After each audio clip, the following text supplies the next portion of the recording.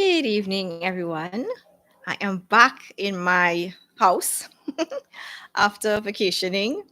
We were in Jamaica. So it was really an excellent vacation. I rested well, but I'm also glad to be in my comfort zone, my house, and having my background that I like, and it's been good, and I'm grateful to God. And so that is me, and so that's a testimony because we have not been to Jamaica since I think August 2022, and my husband is Jamaican. So from now on, we really would like to go at least once per year to Jamaica. That's our desire, our goal. So that was a testimony. And another testimony is that John and I have been gifted a DSLR camera so that we can um, have our own and shoot more videos. So he wants to get into videos more. And I, of course, I'm thinking about going back to pre-recorded videos so that I can put out more content. So I look forward to more. So I'll do the lives at times, which is long form, and I will also do the short form pre-recorded videos because not everybody can listen for join a live or listen to a long live. Although people like to listen to it when they're driving or cooking, etc. But I think it's just good to have two types of content for the busy people who just want the nuggets, and for the ones who want something more, something lengthier for them to really experience the kind of information for life change. So thank you everyone for coming on early. And how are your goals going for this year? Well, I was on vacation right up until last week, Wednesday. So one of my goals was getting up at 5 a.m. And I think I probably only got up 5 a.m. probably once or maybe twice, maybe three max. Because I was like on vacation, although I did try to practice while I was on vacation. So maybe I can't remember, I wasn't keeping track. And so yesterday I said, okay, I'm going to try to go to bed a little earlier so that I can get up at 5 a.m. So I actually did open up my eyes and I checked the clock and it was like 4:50 something or 4:40 something. And I said to myself, ah, I'll just decide to pray to the Lord while I close my eyes. And guess what happened? I slept until 6:30 a.m. So that sleeping and praying doesn't work. I fell asleep. So, so tonight, God's willing, I will try to go to bed a little earlier so that I can wake up 5 o'clock tomorrow morning, God's willing. But I have to make pizza because I promised John that I will be baking pizza before or after this live. So I'm looking forward to that as well. So today's topic, since we have a few persons on more than usual, I will get right into it. So the topic is how to get married or engaged this year. Now, people might be wondering now, how in the world could I make such a promise? Now, I'm not promising anybody anything, but hear me out. I feel that in Christendom, we have overcomplicated getting married. And I think that is part of the problem that we currently face. Now, why I mean, so for one, I believe that there is not there I do not believe there's only one person in the entire world that you can get married to. Now, if that were the case, then that system would have been disrupted early o'clock when people had multiple wives, when spouses died, possibly prematurely, when people weren't faithful. I mean, so many things would have disrupted that ideal of one, yet you only have God only has one person for you to marry. No, I don't believe that. I do believe that there are several persons who will be a complementary fit for you, and God has sovereignly given you free choice to make a decision on on who, yeah, you should marry. All right. So that's my first point. And the second one is I honestly believe that God has sovereignly, He connects people. You know, He connects people. He connects you with your co workers, persons who were formerly strangers are now persons that you're working with. He connects you with your neighbors. He connects you with someone in the grocery. I mean, people are connecting with you throughout life. Persons that, if it wasn't for the sovereignty of God, you probably would never meet them. So, my second point is that God has probably already placed that spouse, that possible future spouse in your life, and you only need one person to marry. You don't need to have 10 suitors to then to feel secure. Okay, I have what it takes to get married. You only need one person, one guy, and for the guys who are looking on, you only need one woman to marry. So um yes, welcome to the live, everyone. Welcome, welcome. And please, my name is Kimberly Garth, and I am the founder of Petals Bloom. Oh, hi, Naomi. Welcome, welcome. And if you haven't subscribed as yet and you think that my content is relatable and practical and you like it, please feel free to subscribe and also share the content with other persons. Yes. So as I was saying, one, for the persons now coming on, one, that I just lost my train of thought. Okay, one, that you do not need. There's not only one person for you to marry, and secondly, that God in His sovereignty probably already connected you with several gentlemen, since it's mainly a blog for women, who you can possibly get married to. And like for me, I always thought for a long time, I thought I was single because it was God's will for me to be single. And then I realized, no, Kimberly, you need to take some responsibility for you remaining single even in your 30s. And so seek God. And if you firmly believe that God wants you to be single, well, then of course, hi, good night, Anisha. Then of course, there's no need to be on this video. But if you have that desire to marry and you believe that God has not told you that you'll be single, then be open to what God will do in your life and who He will bring. And begin to open your eyes to see the persons that God has already placed in your life. And yeah, so I was single for after my broken engagement, and we were together for like 5 years. I was not even, I mean, there are persons that had liked me and there are persons that I had liked, but there was like no major pursuit until the last few years of my singleness. And that is when I took responsibility for my singleness. That is the time I began to be open to meeting other people beside persons in full time ministry. That is also the time when I began to pray regularly and seriously for it. And that is the time I also learned how to behave properly and interact healthily with men. So I have my notes here that I am going to share a little bit from these notes. So I think as Christians we have overcomplicated getting married, and when you go through the entire Bible, you realize that some things that we believe may not necessarily be biblical, and getting married is the default and being single is the exception.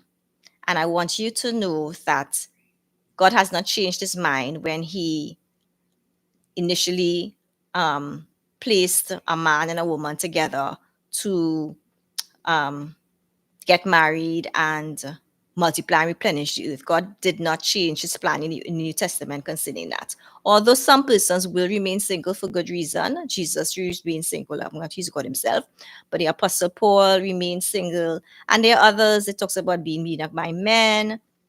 So there are persons who will decide to remain single, and then there'll be persons who will be made single by other people, and then there are persons who will um, be made single by God.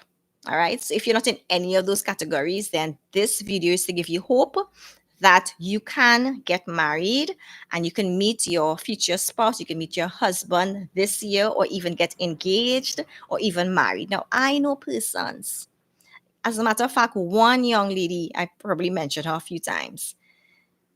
In under a year, she's about to get married, so I'll talk more about that. And there are persons who have been married for their marriage is going well and they have not known each other in under for more than a year, and they met, they got engaged, and they got married, and their marriages are still going strong. Okay, so you don't have to know someone for 5 years, for 10 years for you to be married. But then again, I did say that you possibly might know the person that you're supposed to marry, or they are connected to you by other people. So John and I, we were connected by maybe at least 50 other persons. So it is very possible that you already know your spouse. All right. So my first point is that helped me to move from long-term singleness to getting married. And I think these points might also be helpful for you. Is the first of all is to decide if you really want to get married. You know, some persons are in love with the idea of getting married. They're in love with being in love, but not necessarily they understand that the cost that it takes, the price that it requires for you to pay in getting married. Now, marriage is good, singleness is good, but getting married will present some challenges as well as some blessings in your life. So you need to decide if you really want to get married and if you're open to, if you're willing to make the changes in your own life, in your own mindsets in order to accommodate a spouse. So a good marriage will require continuous dying to self. So for those who have the inclination to be very selfish, marriage may not be for you if you are not willing to change. All right. And because this dying to self is good, because you'll become a better person, you will, you know, the Bible talks about unless of, I think, a grain of wheat falls to the ground and die, it cannot bear fruit. Dying to self and getting rid of our selfishness is always a good thing because then it gives birth to fruit and to life. All right. So are you willing to die to self? Getting married, especially if you've been single for a while, it will require you to give up your precious space and share that space with another human in a very intimate way. If you're not willing to give up your space and to even to share a bed, then you might be better off remaining single. And it's not that God will force anyone to get married, or so if you decide that you would prefer to be single, that is nothing wrong with that. Celebrate your singleness and serve the Lord and love the Lord in your singleness. So are you also willing to be flexible and adapt to a man? Now, some women erroneously think that they have no changes to make and the man should just love them as they are. I mean, there's a point that we have to accept and love persons as they are. But in order for any relationship to work with your parents, your siblings, the opposite sex, it will require for us to adapt and to be flexible and to just decide to do what is best for the good of the relationship. So are you willing to give up your independence in order to become independent with a man and to fuse with him to become one? Now that fusion, it takes a lot of work and it's a mindset, but it's like one of the beauties and blessings of marriage. If you're willing to, because some persons are married, but they kind of like separated, but I don't subscribe to that. If you plan to get married, you need to fuse. That's my opinion. All right. The other point that I want for you to think about is, are you willing to be committed to a man when things become difficult? Because believe it or not, marriage will pose challenges from time to time.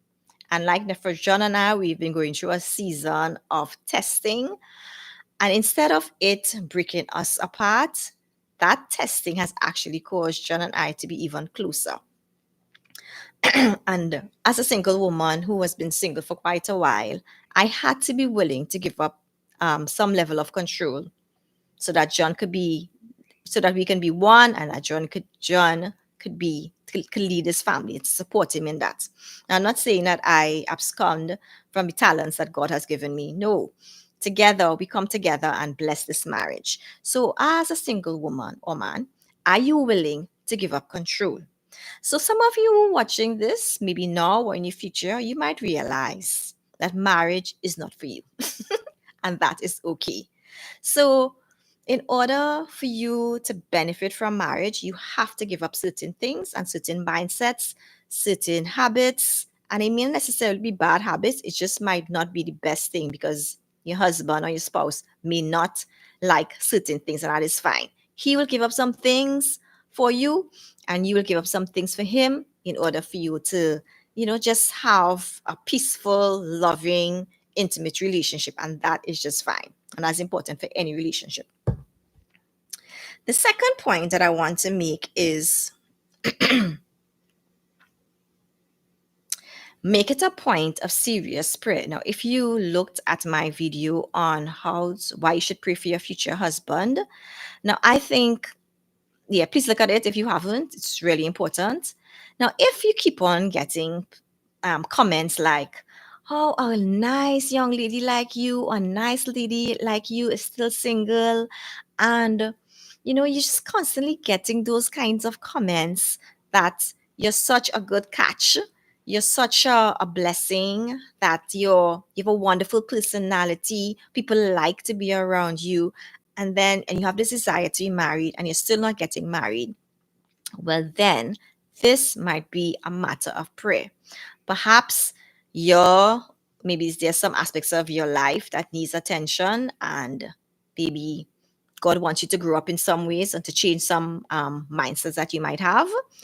The person that maybe might be a really good fit for you, they probably might not be ready and might have to grow in some areas, or just the enemy just putting blocks in your way to prevent you and a godly man from meeting or from agreeing.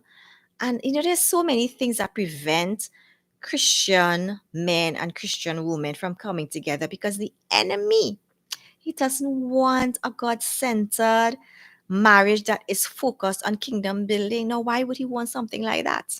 So the enemy will put all kinds of distractions and obstructions in our way to prevent Christian marriages from taking place. Okay. So, my suggestion to you is that to get together with with a few other single women who have the same view, who have the same desire to be married, or even if one of two of them really don't want to be married, that's fine. Or even married men who are willing to come alongside you to pray consistently about marriage. Because you also want God, you want the best for you. You want a person who will be a good complementary fit for you. And you also want to pray so that the enemy's plans and strategy to get you with a man who will be your downfall, that will totally be eradicated. Okay, so it's as we are in a spiritual war, and you cannot, please do not be naive to think that the enemy is not wanting to prevent marriages, and of course he's wanting to destroy marriages, even between non-believers.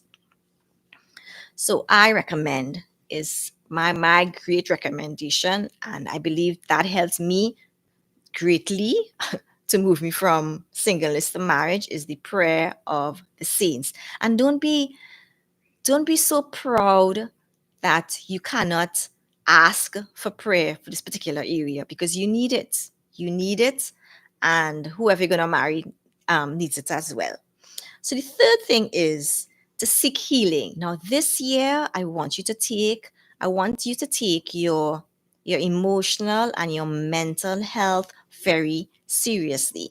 And if you realize that, maybe you're not the healthiest in that area, there's nothing wrong, there's nothing shameful about going for professional counseling, or even, asking a few persons to work with you, to help you to be accountable, maybe join some mentorship group, get some coaching, do things that will help you to move from where you are to where you need to be, so that you will be in a good mental and emotional state of being for marriage, which is important. All right. So if you keep on going from one failed relationship to another failed relationship because you are always attracting and connecting with the wrong man, it's time to realize that perhaps the problem may not be the men. You might be thinking, oh gosh, where are the good men? They are taken. Men are so wicked and evil. The problem might be you. You probably need to go for some counseling so that you will know, so that you'll be healed internally, so that you will not attract the wrong men, and your eyes will be opened to see the good men that are probably already in your circles, because they are good men. And from time to time, I hear men talking about this. They may like one of their single female friends, but the single female friend is not interested in them, interested in some guy who will not even treat them well. And I think maybe it's because of entertainment or the internet that in the past people would marry people that they knew, people they went to school with, people who are their family friend perhaps. They marry someone in the village. But these days we're looking for somebody new and fresh. And maybe that might be part of the problem. Maybe we should reconsider the persons already in our circle, the persons that we get along with the persons who have similar values, the persons who make us laugh till we want to cry, and consider those guys, the guys we can trust, to be the spouses that we really, really need, and that is a blessing, that would be a blessing to us. Well, to you, married, happily married now. So there are lots of good men, but some women only desire men who will break their hearts. And that's a sad state of affairs, because there's some level of woundedness that needs to be brought to the forefront and healed in order for you to make a better choice when it comes to a spouse. The fourth point is, now, if anybody has any questions as we go along, you can ask a question, and at the end or sometime in between, I will answer. Be open and sober minded about your future husband. Now, some of you might need to just rip up that husband list because it just might be like too long or too unrealistic. And then go into God's word and by the power of the Holy Spirit and ask for advice of happily married people. What really are the non negotiables when it comes to qualities that you really need to have in a future spouse? Okay. So some of them are, I would like to suggest, find a man who loves the Lord. Okay. That is the best quality you can have in a husband. Secondly, a man who is willing to grow in character. Of course, he's not perfect right now and he will never be perfect. But when you get a man who is committed to grow and to represent Christ well, and to love Christ well, to love people well, that is a keeper, because he will treat you well, and you could trust him with your children, and you could trust him with your friends, etc. That is a good man. Another quality is a man who respects women. Okay. A man who is becoming more and more a responsible adult. Maybe he's a responsible adult right now, but nobody is perfect. So a man who is willing to grow, to take ownership of his life, to be a good steward of his health, of his finances, taking responsibility for his actions, his sinful behavior, who's willing to apologize. Now, that's the kind of man I want to marry. And lastly, someone whose company you actually enjoy, not someone only that you're physically attracted to. Because, say for instance, you or him get into an accident and his face gets disfigured. Is that going to be the end of the marriage because your marriage was built on his physical appearance? No. So please get someone whose company you enjoy. Now, this reminds me of a friend. Her father was crippled for a long time, for many years before he died. And what I gather from him is that okay, Rhonda say must not have a big belly. Some big belly men make good husbands, Rhonda. But maybe your value might be, being a good steward, steward of the body. And you might be thinking that a man who has a big belly is not being a good steward of his health, and therefore he cannot make a good husband. Well, that's just up to you. Yes, I was talking about my friend's father. And this man, he had such an amazing sense of humor, and he just, even in his state, he just was the kind of person that people wanted to be around. He was a joy to be around, you know? So you just don't know what life will bring, but please marry someone whose company you enjoy. All right. So if you have a friend and he really makes you laugh and you're just in a good mood, he's encouraging, he's just the kind of person that you could share your life with, but you're probably not attracted to him right now. Pray about that attraction. Ask the Lord to help you. Okay. IPR says hello. I missed the last three live, so I'm excited to be able to watch this one. Woo woo! Yeah, yeah, yeah. Good to have you again, Roxanne. So the things that might be negotiables are the following: his profession. Now, this was in the area that was one of my major downfalls. Because I was in full-time ministry since I was in my early 20s, I only wanted someone who was a missionary. And then I realized that the missionaries that I was around, maybe there were too few men.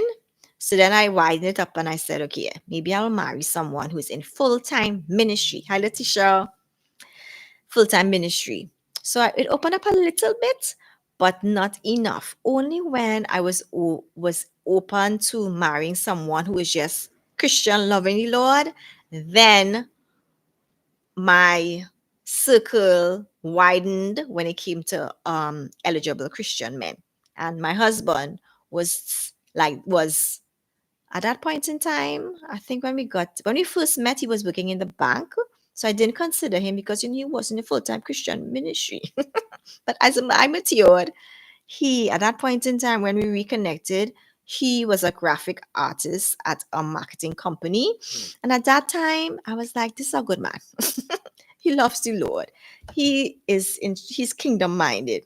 Let me just stop that foolishness and decide to be open to this guy who was really, really a cream of the crop kind of man.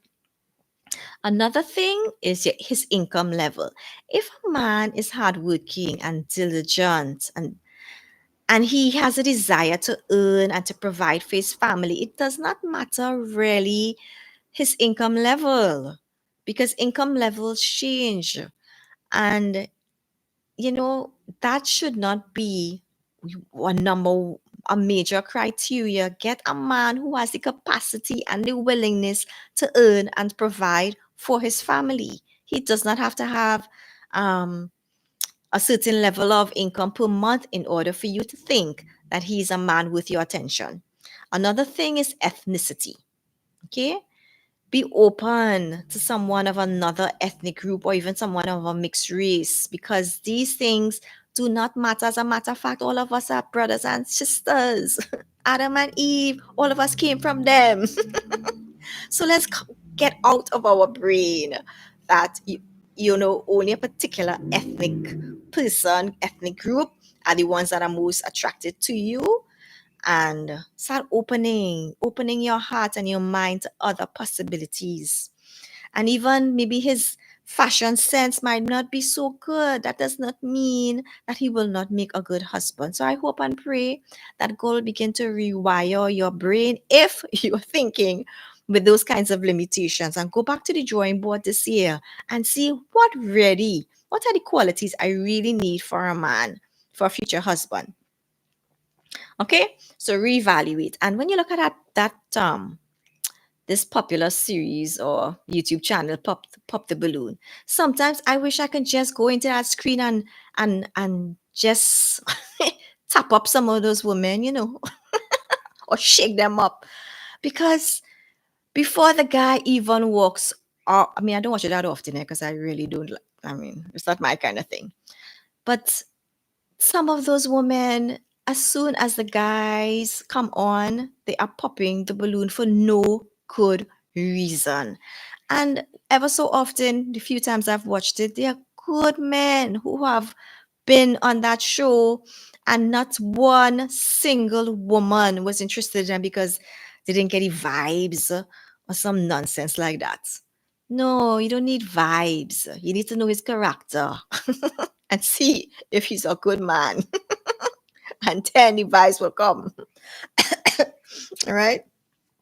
The fifth one is be teachable and get honest feedback from people who will tell you the truth. Now, some of us, well, all of us have blind spots, married or single. All right. I get Krista. Pop the balloon makes me question the dating market every single time. Yeah.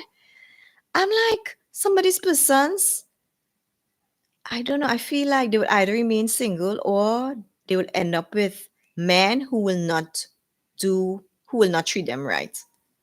And that's a sad state of affairs.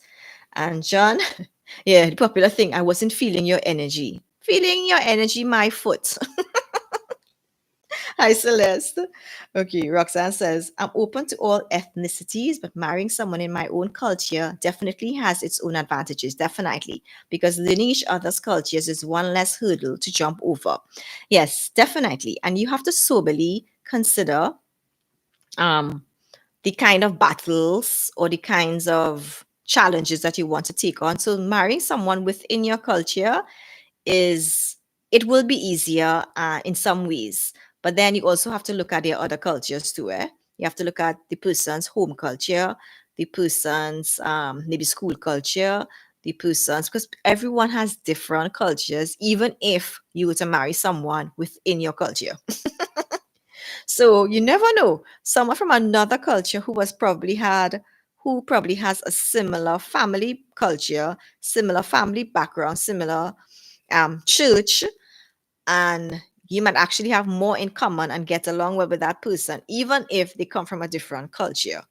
Okay, but if you were to get a person from the same culture and similar family background, similar religious beliefs, etc., definitely it I think it'll be your transition into marriage and you getting along with that person has the possibility of being easier. So there is some wisdom in marrying someone from your own. Okay, there are some advantages of marrying someone who is from your culture.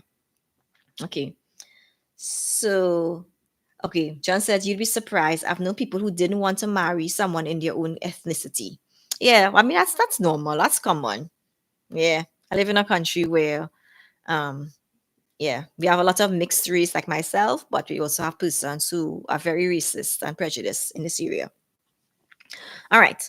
So, as I said, the fifth point is be teachable and get honest feedback from people who will tell you the truth. Now, some of us, we only want persons to give us feedback who will stroke our vanity and our ego. Now, that's not the kind of feedback I'm talking about. All of us have blind spots, and you might have blind spots in this particular area. You might be going along thinking that you are X, you are in this way, this X way, but in fact, you are in this Y way.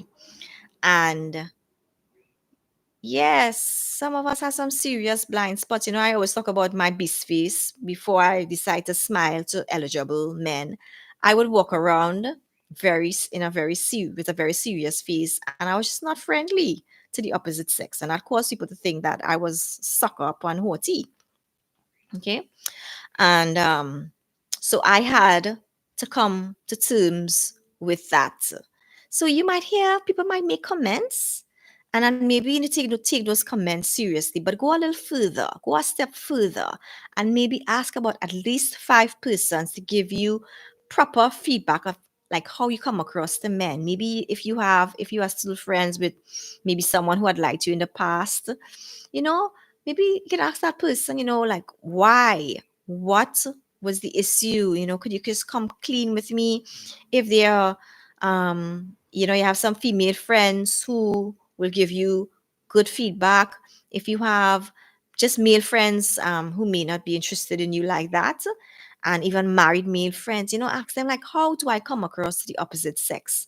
How do I behave on the whole? And even when you come across to the same sex, because some persons, because of how you relate to people on the whole, no one is willing to introduce you to any of their single friends because of your bad attitude in some ways. I'm just letting it out to you plain, okay? Some of you don't take care of your bodies. So that might be a hindrance in as a man in becoming interested in you. Okay. Yes, let me read some of the comments before they go. Yes, IPR says even language wise, it'll be easier for me. English is my second language. Yeah, definitely. Oh, I didn't know it's your second language. Okay. You speak it so well. Yes, yeah. I know persons who marry persons from different countries and they speak different languages, but that's definitely a steep kind of learning curve because one, I remember I was at a conference and I think the word was chicle. So in one country it means chewing gum, and another country it meant sex. So one of my friends was in a radio program because in his country it meant chewing gum. So he was advertising that if you come to this event, there's lots of, different things, and like chewing gum is a Christian event, right? So people were appalled, how could a Christian event be having lots of sex? So language, language barriers could be a real stress. But if you have a sense of humor, it could also be a source of great entertainment. All right.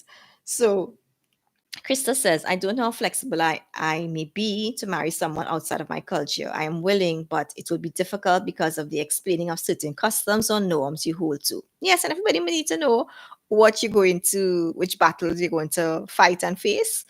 So if you feel that you want to marry someone within your own culture, then that's fine, especially if you're young, that's good.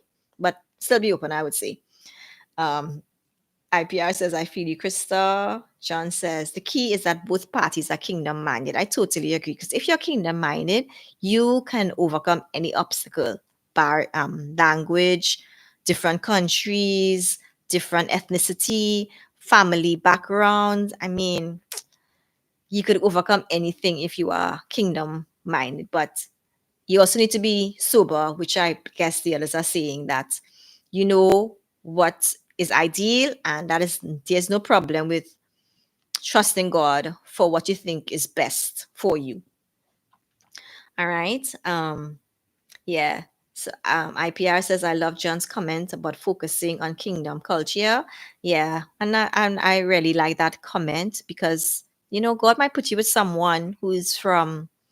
Although I did say that there's not one person, but I did say that God will connect you with several people, and God might, and one of these persons might be someone from a different culture, and it really might be a good thing. Like John is Jamaican, I'm Trinidadian, Trinbagonian, and we have a good thing going. Okay, I'm learning to make lots of Jamaican dishes. If I'd marry a Trini, I probably might not have been doing that. John says we made funny videos out of our differences. Yeah, we last year, not last year, year before, we did videos like when a Jamaican marries a Trini, and it was like a hit. So you just never know. You just have to have a kingdom mindset and a good perspective if you choose to marry a foreigner or someone who has a different cultural background than you, even if you're from the same country. Okay, so as I said, you need to get feedback and choose persons who will be straightforward and honest with you. And that's why I'm saying at least 5 persons, because if one person says something like, really ridiculous, and everybody else says something maybe the complete opposite, well, take it to the Lord. But it is either that person has some major insight, or they might be carrying a grudge, or something might be wrong with that comment. But seek God, and I pray that you will have wisdom in choosing, what truly are the blind spots to work that you need to work on for this year. Okay, the sixth thing is learn to understand men and relate better with them. Now, I think beside the prayer and me being open to persons who were not in full time ministry, I think the biggest change for me was learning to understand men and relating better with men. So I believe that men are not that difficult to please or to understand. I think we women are a lot more difficult, to be honest. And so you have to crack the code when it comes to men, and knowing what turns them off, and what turns their head in your direction and their heart toward you. And it's not it's not I mean, it's not that difficult, to be honest with you. And like for me, when I learned how to understand men and interact better with men a lot more, within my last few years of being single, I had at least three gentlemen I could remember right now, who told me that they were interested in me for marriage. And John was the third person, and I said yes to John. And I've had no regrets. So, from not being pursued seriously for maybe 10 years before, I think the game changer was me dealing with some issues and some wrong mindsets, and dealing with myself. So, I ran a course like this called Understanding Adam twice already. And from the last cohort, one, it was a small cohort, like 5 persons. One of those young ladies is getting married on Saturday. Woo, woo, woo. So I'm really, really happy about that.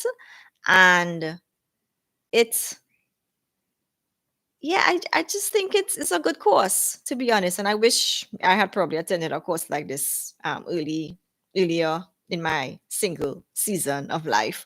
But better late than never in that area. Well, I'm glad I found out. I learned these principles at that point in time. All right. So I am going to have this course again. I'm thinking more like next month, but I will only run it if I have enough persons to create a good enough cohort in order to run it. So if you're interested, it's Kimberly at petalsbloom.com, and um, indicate that you're interested in attending Understanding Adam course. And then depending on the number of persons who will be paying, then I will know if to run it or not. All right. But I think it's been good, and I've gotten positive feedback from it. But the thing is, what I'm realizing is that people have to be teachable. And I generally find that younger women, sorry, ones who are a little older, they are the ones who are most teachable, because the longer that you stay single, to me, the more closed you become, and less open for new ideas and for change. And there are few exceptions. I mean, there are some teachable older women, but I find that the majority of persons who would benefit from my material, who look forward to my material, are the ones in their 20s and the one in their 30s, and even some teenagers. But the 20s and 30s are the ones who are most teachable, and I could see um yeah, things happening in their lives. But of course, I'm not going to say that all everyone in their 40s are not teachable in this area. I don't think so. All right. There are few who would be, but I find in general, um, the persons who are 40 years and up are not willing to change at this season of their lives, although some of them really want to get married. Okay. And the next thing that I want to mention is that um, this person who's getting married, I think what also helped is me walking alongside her. And I think if you're not ready to get married right now, maybe you want to get married next few years, then understanding Adam is sufficient for you right now while you also deal with other aspects of your life. But if you are seriously really wanting to get married this year or even get engaged or meeting someone this year, then I would offer maybe a 6 month coaching, the understanding Adam, as well as just me meeting with you and praying and walking with you. I think that is a real game changer if you're seriously considering getting, you really, really want to just get married as soon as possible. All right. Now, I can't say that you will really get married because I am not God one, and there will require some changes. And if you're not willing to make certain changes, I cannot, then, you know, I can make things happen. Right. But I do believe if you are teachable and you're willing to apply yourself, you're willing to make the investment, I honestly think I can help you in that goal of meeting someone and getting married. Because when I look at scripture, I don't think it has to be so complicated in getting married.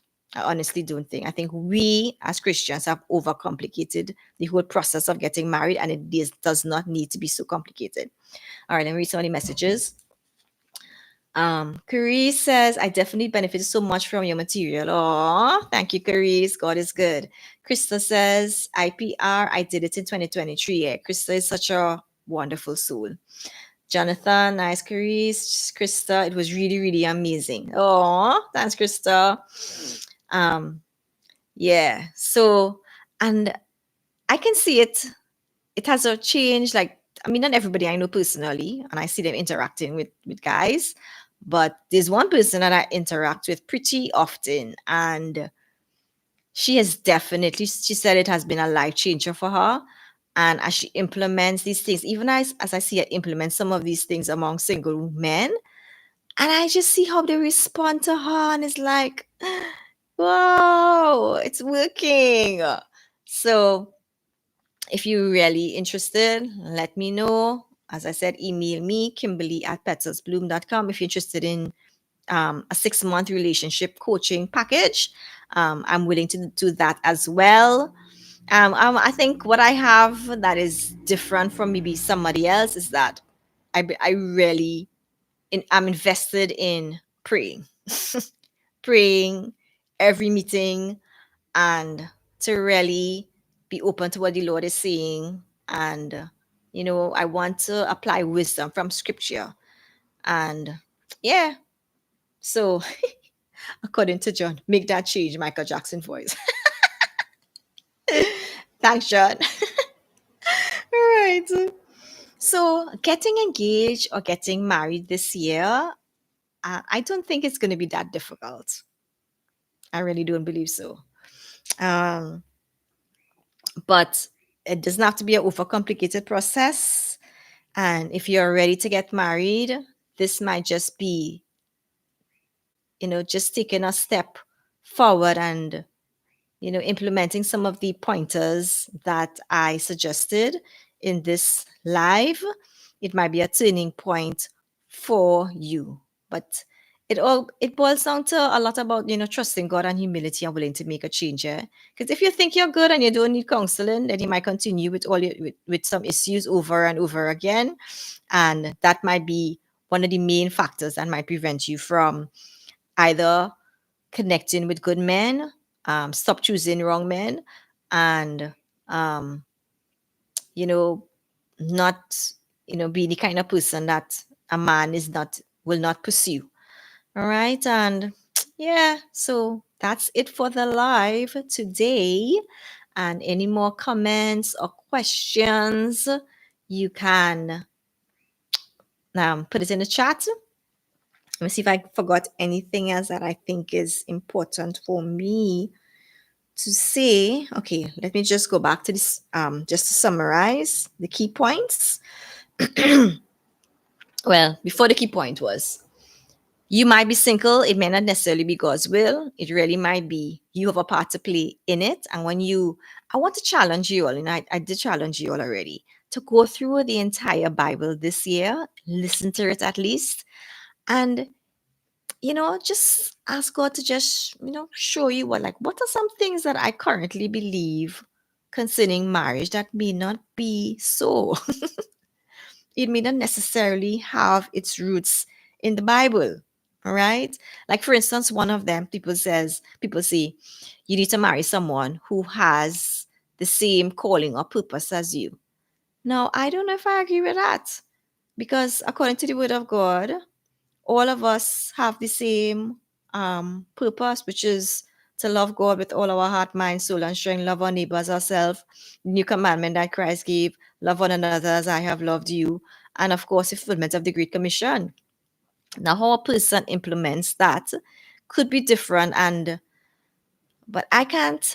I feel like I believe that when if persons are kingdom minded, and both of you all are coming together, at this point in time, you need to decide, okay, how are we going to love and serve God together? Okay, it's not about me and my calling and my purpose. No, there needs to be a connection of coming together, supporting one another, and becoming kingdom citizens and kingdom minded kind of mentality. Sometimes I think we think too much of our own purpose and our own calling, and we make it like it's higher than God's purpose and God's calling. No, God could change your purpose and your calling in any instant, just like that, because we are His vessels. Okay, so you need to, where did that come from? The Bible says, be not unequally yoked with unbelievers. And then we have this thing about, when a person came to Christ and you are more mature than this person and this person less mature than how could you evaluate if you are the same level in every way spiritually with someone? And that could be controversial, but you know people grow very quickly as well. So maybe if you meet a guy and he's a young believer, it is not wise to get into a relationship with him right now. Nada.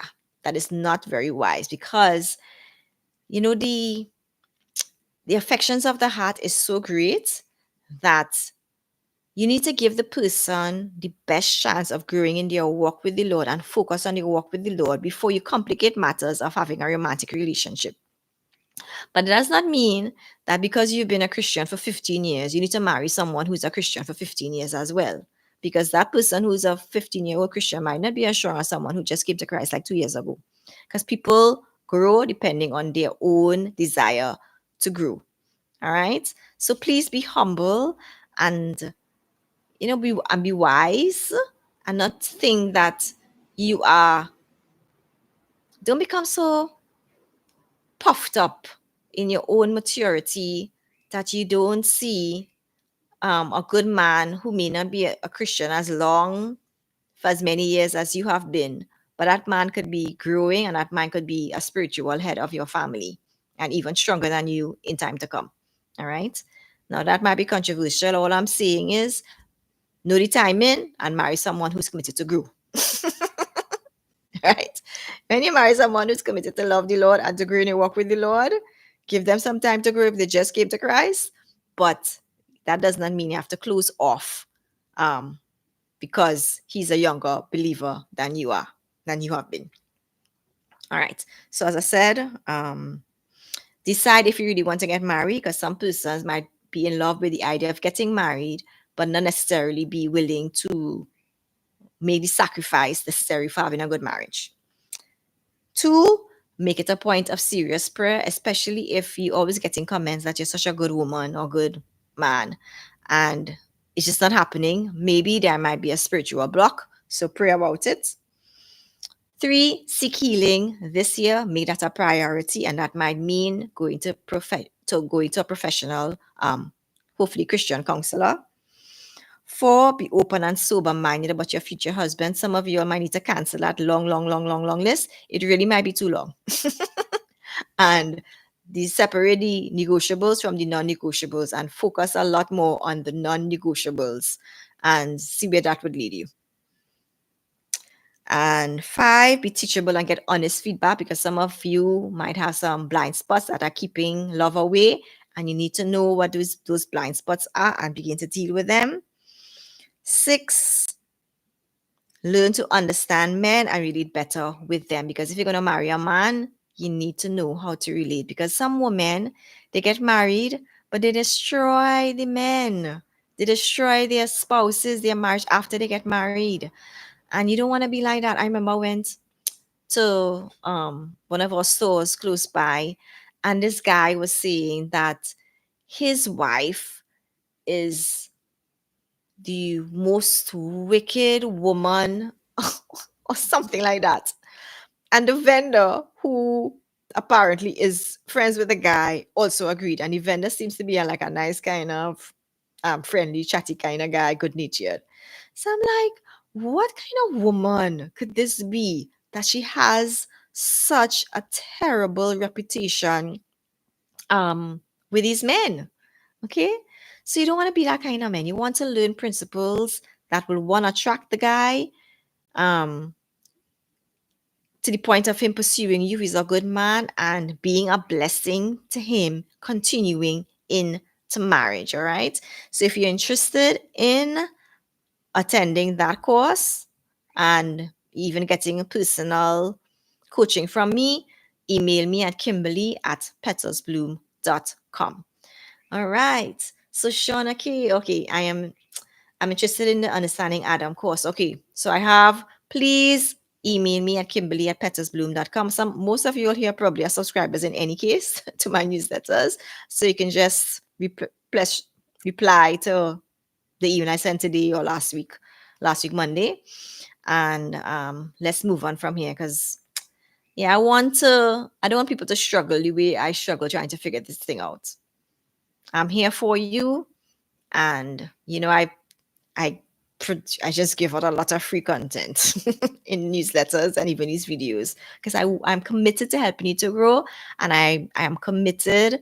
I really want to see more kingdom marriages among Christian singles. I want that to take place, and I think it will transform the world when we have a lot more good marriages around. All right. So that's the end of today's live. Thank you for everyone who came on. If you have further questions, you can feel free to comment on the video and I will be sure to reply. Or you can write me a personal email at kimberly@petalsbloom.com. All right. And if you haven't subscribed us yet, please don't forget to subscribe before you leave and click on the notification bell so that you can be notified when I do more videos and when I am about to do a live. Okay, thanks so much for everyone coming on. I really appreciate your attendance. It makes life so much more fun. All right. IPR, thank you. I'm glad you could make it today and you didn't have a class that you usually have, usually leave part of the time. So it's good to have you on for most of it, especially the end. All right, everyone. Take care. Have a good night.